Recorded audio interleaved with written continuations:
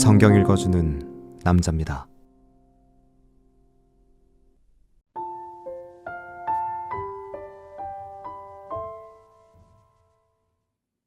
이스라엘 자손이 그 본성에 거하였더니 7월에 이르러 일제히 예루살렘에 모인지라.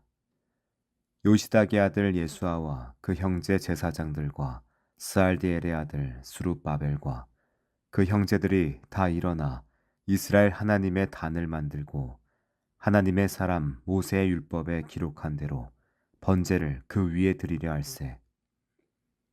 무리가 열국 백성을 두려워하여 단을 그 터에 세우고 그 위에 조석으로 여호와께 번제를 드리며 기록된 규례대로 초막절을 지켜 번제를 매일 정수한 대로 날마다 드리고 그 후에는 항상 드리는 번제와 초하루와 여호와의 모든 거룩한 절기의 번제와 사람이 여호와께 즐거이 드리는 예물을 드리되 7월 초하루부터 비로소 여호와께 번제를 드렸으나 그때 여호와의 전지대는 오히려 놓지 못한지라.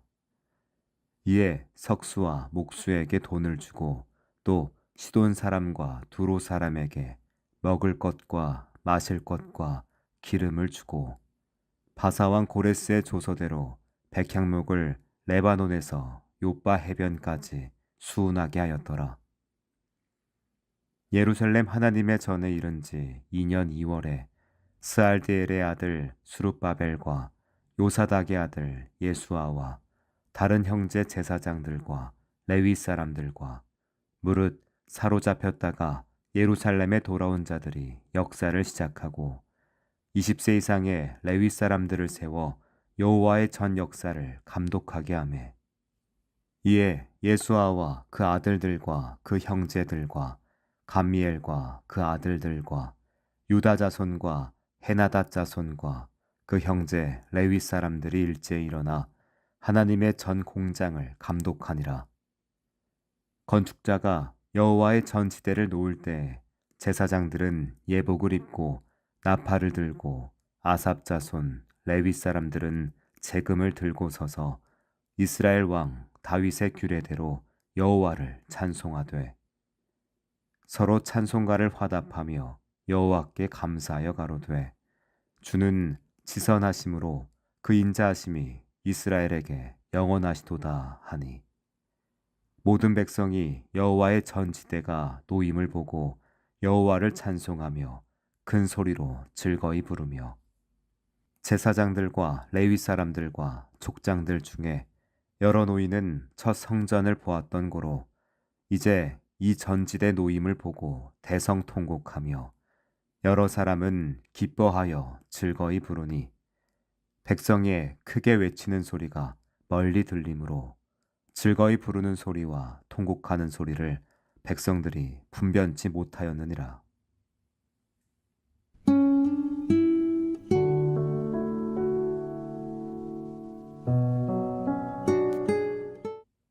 귀환한 이스라엘 백성이 예루살렘에 정착하여 가장 먼저 한 일은 성전을 짓는 것이 아니라 흩어진 터 위에 제단을 다시 세우는 것이었습니다. 성전 건축은 복잡하고 긴 시간이 필요한 대규모 프로젝트였으나 제단은 즉시 세워져야 했습니다.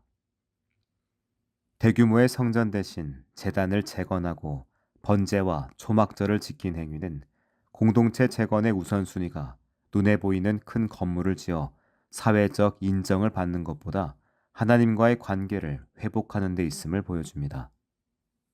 그들은 외부의 적대적인 시선과 불안한 정세 속에서 방어벽을 쌓거나 정치적 합의를 구하기 전에 하나님 앞에서 자신들의 존재를 정립하고 언약 백성으로서의 정체성을 재확인하는 의례부터 시작했습니다. 하나님 백성의 공동체는 세속적인 성공이나 외적인 규모 확장에 몰두하기 전에 먼저 정의와 예배의 순수한 제단을 회복해야 합니다. 제단 재건은 주변 민족들의 적대적인 분위기 속에서 이루어졌습니다. 결단력이 필요했죠. 본문은 그들이 주위 백성들을 두려워하면서도 제단을 세우고 예배를 드렸다고 기록합니다. 위협적인 환경 속에서도 신앙적 확신을 바탕으로 세상의 권력이나 폭력에 굴복하지 않고 언약적 삶을 공적으로 선포한 비폭력 저항의 실천이었습니다. 진정한 용기는 두려움 속에서도 정의로우신 하나님을 향한 예배와 순종을 멈추지 않는 데서 나옵니다. 이들의 행보는 기득권 세력이나 다수 집단에 의해 억압받거나 침묵을 강요당하는 이 시대의 소수자 및 약자 공동체에게 신앙적 정체성을 기반으로 한 끈질긴 실천의 중요성을 가르쳐 줍니다.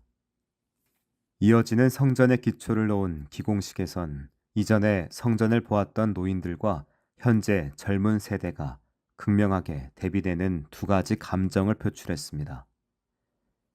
노인들은 과거 솔로몬 성전의 영광을 기억하며 통곡했고, 젊은 세대는 새로운 시작에 대한 기쁨으로 환호했습니다.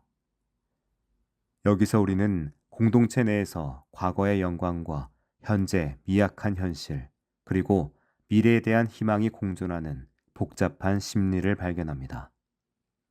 과거에 집착하는 슬픔과 현재를 살아가는 기쁨이 충돌하는 이 장면은 공동체 재건의 과정에서 필연적으로 발생하는 세대 간의 인식 차이와 갈등을 보여줍니다. 진정한 공동선은 과거의 유산을 숭배하는 회고주의에 머물러서도 안 되며, 과거를 무시하는 섣부른 낙관론에 빠져서도 안 됩니다. 오히려 노인들의 통곡 속에 담긴 교훈과 젊은이들의 활기찬 희망을 통합하여 과거의 불의를 반성하고 현재 미약함 속에서 공의를 위한 실천을 멈추지 않는 건강한 대안을 찾아야 하죠. 새 성전의 규모는 솔로몬 시대의 성전에 비할 바 없이 초라했습니다. 그러나 이 초라한 시작은 하나님께서 진정으로 중요하게 여기시는 것이 무엇인지 가르쳐 줍니다. 하나님은 건물의 크기나 헌금의 양이 아니라 당신을 향한 백성들의 마음과 그 마음이 공동체 재건이라는 실천으로 이어지는 과정을 보십니다. 정의로우신 하나님은 화려한 건물을 통해 세속 권력과 결탁하려는 종교 기득권의 탐욕을 꾸짖으시며, 가장 작은 자의 마음속에서 시작되는 진정한 예배와 정의로운 실천을 귀하게 여기십니다.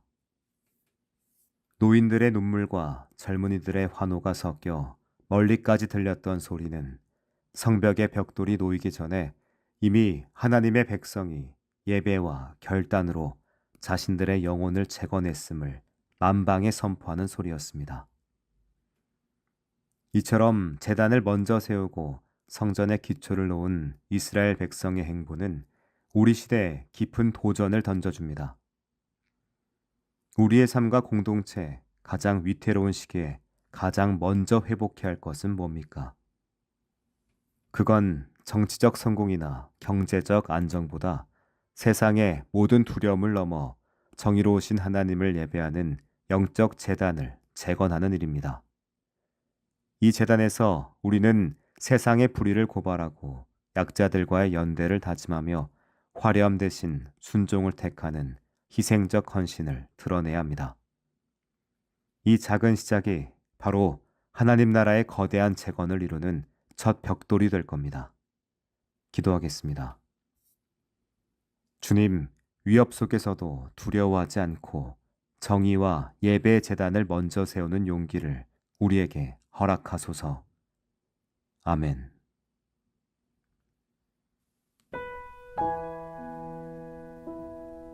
지금까지 묵상에 함께하는 교회 홍정한 목사, 내레이션 성경 읽어주는 남자였습니다.